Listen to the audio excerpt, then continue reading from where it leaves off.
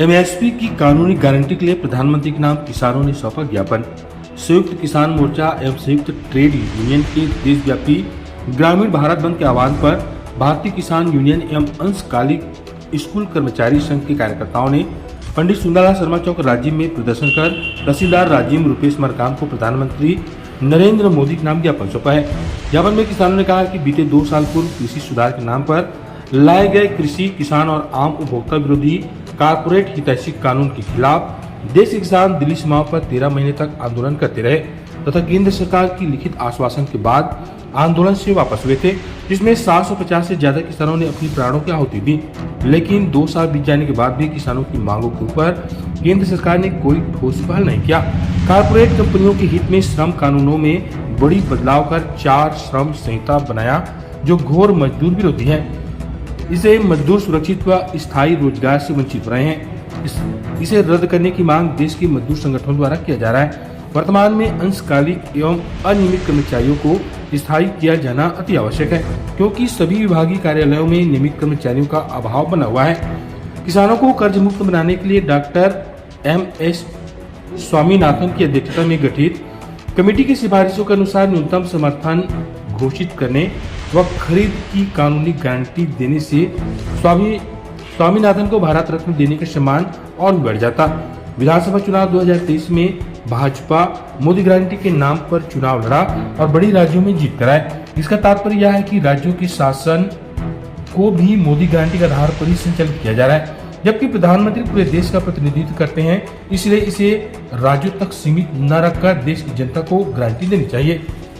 संयुक्त किसान मोर्चा एवं संयुक्त ट्रेड यूनियन मंच के देशव्यापी ग्रामीण भारत बंद के आह्वान पर आज सुंदरलाल शर्मा चौक राजीव में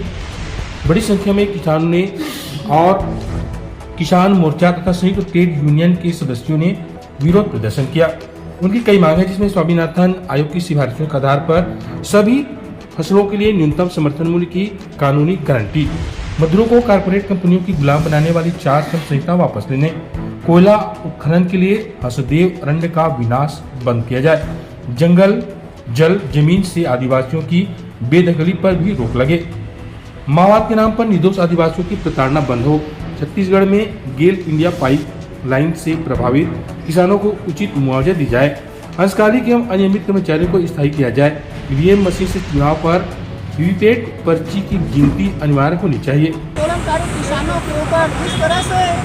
दुश्मनीमूलक व्यवहार केंद्र सरकार के द्वारा किया जा रहा है, वो व्यवहार बंद करे, बातचीत के रास्ते से समाधान करे और सभी किसानों को न्यूनतम समर्थन मूल्य की कानूनी गारंटी दे। 4 संहिता जो उन्होंने बनाया है वो उसको वापस ले। तमाम जो मजदूर हैं,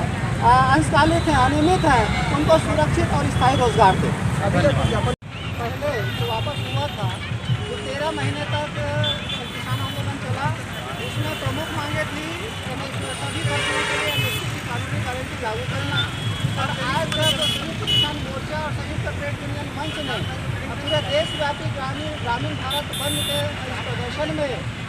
मांगे रखी है, तो इसमें जो 4 श्रम संहिता उन्होंने लागू किया, मजदूर विरोधी, किसान विरोधी और कारपोरेट हितैषी जो कानून को उन्होंने पारित किया था, उसको भी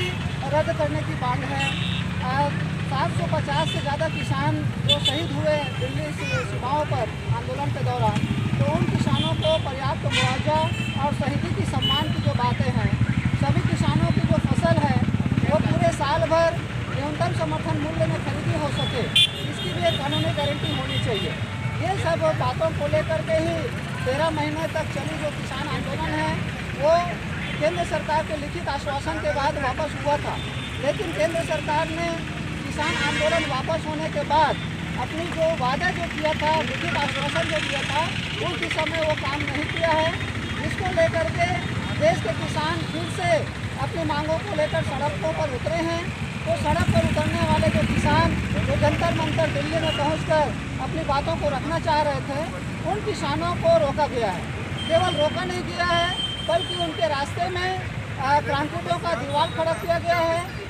जो सरिया का जो किले बनाकर सड़कों पर गड़ाया गया है। और जो किसान आगे बढ़ रहे हैं इन सारे चीज बाधाओं को पार करते हुए, तो उन किसानों के ऊपर ड्रोन के माध्यम से आंसू गैस के हमले किए जा रहे हैं।